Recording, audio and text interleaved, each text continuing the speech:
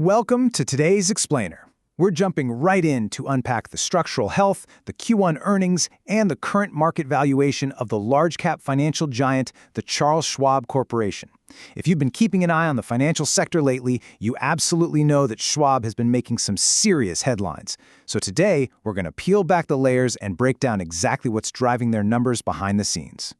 Here's our roadmap for today. We're going to start with the Schwab snapshot, move right into their Q1 2026 earnings, cover stress tests and capital, dive into Wall Street valuation, and then wrap it all up with the final synthesis. All right, let's kick things off with Section 1, the Schwab snapshot, and understand their macro foundation.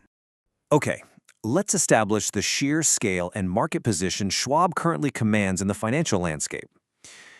Schwab really anchors its reputation on this no trade-offs value proposition. They're telling clients, hey, you can get low fees, dedicated relationships, and cutting-edge digital AI tools all at once. And the broader industry is definitely taking notice. They literally just cemented this status by securing the Most Trusted Financial Companies Award in late 2025 from Investors Business Daily. And look, this isn't just some shiny plaque to hang in the lobby. Trust is the ultimate currency in wealth management, and Schwab has been heavily banking on it. To truly wrap our heads around their footprint, you really just have to look at this one staggering number: $12.6 trillion. Yeah, trillion with a T. That is the massive mountain of client assets they manage across 39.1 million active brokerage accounts as of April 30, 2026.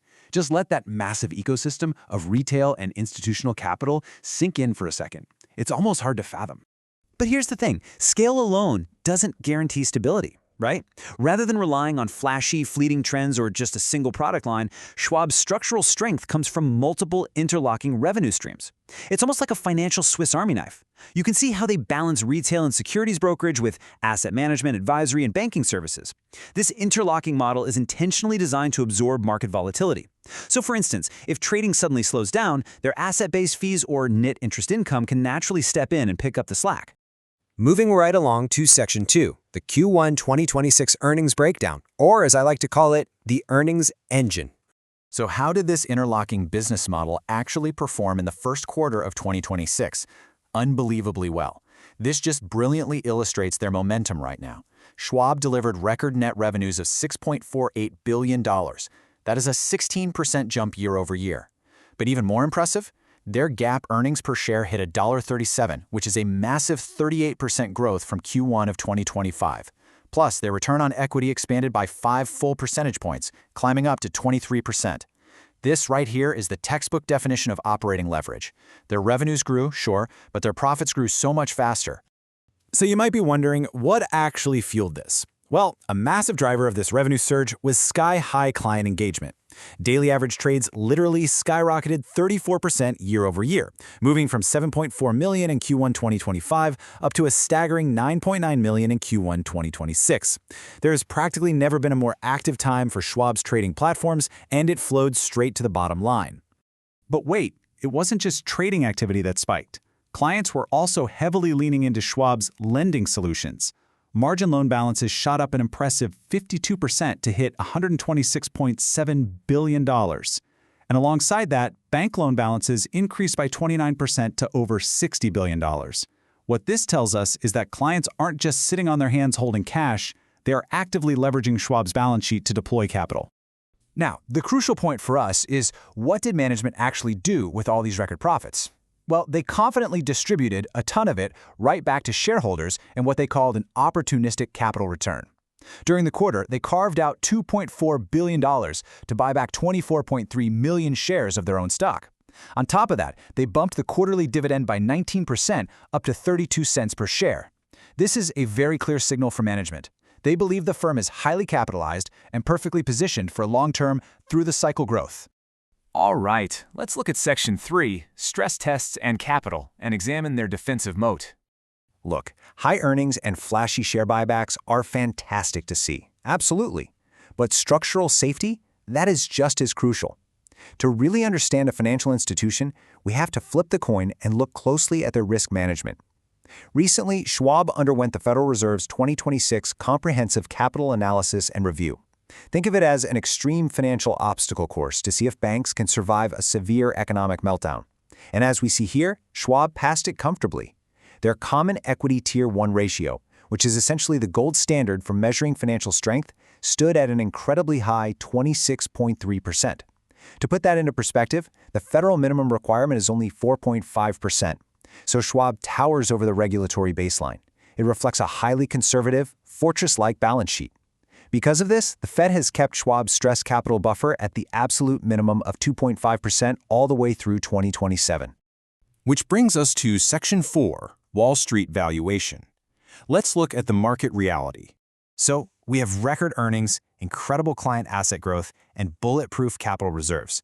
The million-dollar question is, how is the market actually pricing Schwab right now? As of the data from our sources, the stock is traded near the $96.86 mark, but there's a pretty noticeable gap between that price and future expectations. Wall Street's consensus price target sits significantly higher at $112. And if you look at intrinsic value models from platforms like Simply Wallstit, they suggest a fair value price of $122.76. That specific model implies the stock might actually be over 20% undervalued right now based on its steady profit margins and future earnings multiples. When we peek behind the curtain at ownership behaviors, we see a really fascinating divergence. On the left side of the board, institutional buyers are heavily adding to their stakes. For example, Private Wealth Partners LLC increased their position by almost 92% in just the first quarter. Overall, institutions hold a massive 84.38% of the company's stock. Now, conversely, on the right side, we have seen some recent corporate insider selling. Folks like executive Paul V. Woolway and director Frank C. Herringer sold shares. However, and this is key, it's worth noting these sales were executed under prearranged Rule 10b-5-1 trading plans, which are scheduled well in advance and don't necessarily indicate panic at the top. Finally, Section 5, the final synthesis. It's time to weigh the scale. Let's bring all these data points together and weigh the scale between Schwab's core strengths and its lingering risks. Looking at this side-by-side comparison, the bullish anatomy is incredibly robust. You've got a massive 40% return on tangible common equity, a staggering $140 billion in core net new assets gathered just in Q1 alone, and a totally flawless regulatory stress test. But to remain totally objective here, this must be balanced against some very real macroeconomic risks on the right. If interest rate margins stay under prolonged pressure, or if unpredictable regulatory shifts end up raising compliance costs, well, Schwab's profitability could certainly get squeezed. So ultimately, as you review these fundamentals, here is the provocative question you have to ask yourself. Is the broader market currently underestimating Schwab's steady, diversified engine, leaving a wide-open window of opportunity? Or are those looming macroeconomic risks already fairly priced in at the current $96 level? That is the ultimate analytical puzzle Schwab presents today. Thank you so much for joining me for this explainer, and as always, keep questioning the data.